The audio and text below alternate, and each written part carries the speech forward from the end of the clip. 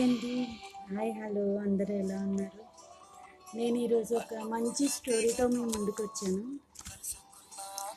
ఆ స్టోరీ ఏంటంటే, అందుకన్నా నేను ముందు ఒక క్వశ్చన్ అడుగుతాను, చెప్పండి.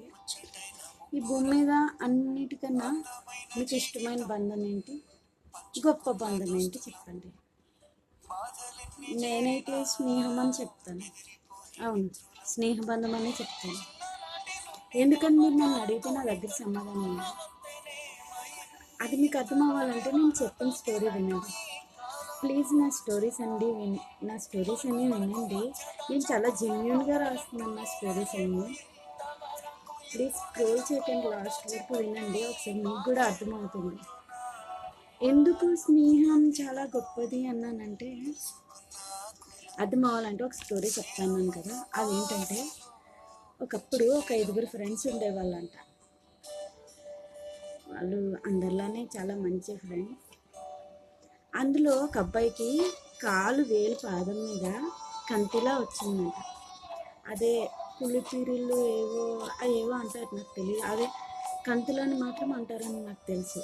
అదే మనం చుక్కలు లెక్క పెడితే కంతులు వస్తాయని మన పెద్దలు అనేవాళ్ళు కదా, అవి అనమాట. కంతి వచ్చిందంట. అయితే ఆ అబ్బాయి ఏం చేశాడంటే, దాన్ని తీసేద్దామని చెప్పి దాన్ని క్యాండిల్తో కలిసి దారం పెట్టి లాగాడట. అది కాస్త ఏమైందంటే పుండిలా పడిపోయి ప్లేస్ అంతా పుండిలా పడిపోయిందట. అబ్బాయి లైట్ తీసుకున్నాడంట, ఏం కాదులే అని. అది కొన్ని రోజులకి పాదం మొత్తం పాచి ఒక బ్యాడ్ స్మెల్లా వచ్చేదట.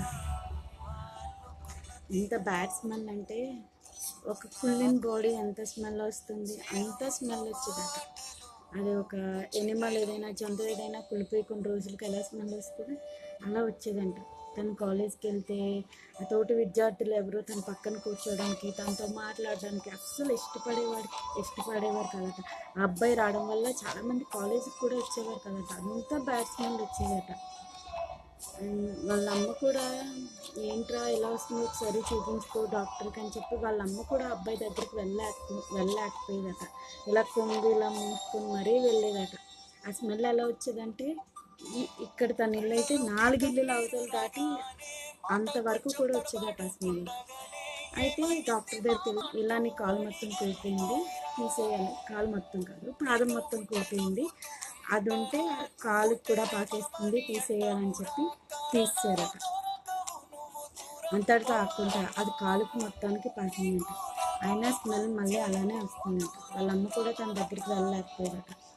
వీళ్ళందరి బాగా చూసి ఈ అబ్బాయి ఊరు చివర ఎక్కడో గుడిసేసుకొని అక్కడ ఉండేవాళ్ళట. ఈ మిగతా 4 ఫ్రెండ్స్ ఉన్నారు కదా, కానీ అబ్బాయిని ఎక్కడ ఒక్క చోటు కూడా వదిలేలేదట.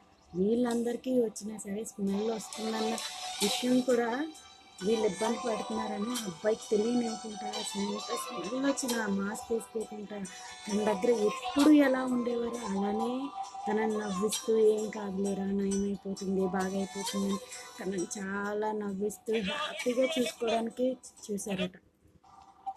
కానీ అబ్బాయి ఏం చేశారు తెలుసా, వాళ్ళు పడుతున్న బాధను చూడలేక, వాళ్ళు పడుతున్న ఇబ్బందిని చూడలేక, ఆ 4 ఫ్రెండ్స్ని ఏడిపించడం ఇష్టం లేక సూసైడ్ చేసుకొని చనిపోయాడట.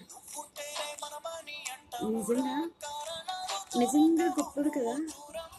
అమ్మకు కూడా చెప్పుకోలేని కొన్ని విషయాలు మనం చెప్పేది ఫ్రెండ్స్కి మాత్రమే. నేను ఈ స్టోరీ ఎందుకు చెప్తున్నానంటే, చాలామంది నేను ఫ్రెండ్స్ అని చెప్పుకుంటారు, కానీ ఒక అడుగు దాటంగానే అదే ఫ్రెండ్ గురించి బ్యాడ్గా చెప్తూ, అది ఆడితో తిరుగుతుంది, అలా చేస్తుందని అదే ఫ్రెండ్ అందరికీ చేస్తారు. అలాంటప్పుడు ఫ్రెండ్స్ అని చెప్పుకోవడం శత్రువులుగానే ఉండొచ్చు కదా. అలాంటప్పుడు మేము బెస్ట్ ఫ్రెండ్స్ అని చెప్పుకోవడం ఎందుకు? ప్లీజ్ దయచేసి అలా ఎందుకండి.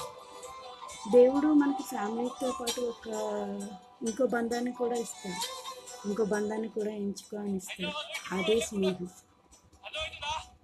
నీ ఫ్రెండ్ ఎప్పుడు నీ మంచి కోరుతాడు. నువ్వు చెడుదారిలో వెళ్తే నిన్ను మంచి దారిలో తీసుకొస్తాడు. అలా తీసుకురాలేదంటే అది నీ ఫ్రెండే కాదు.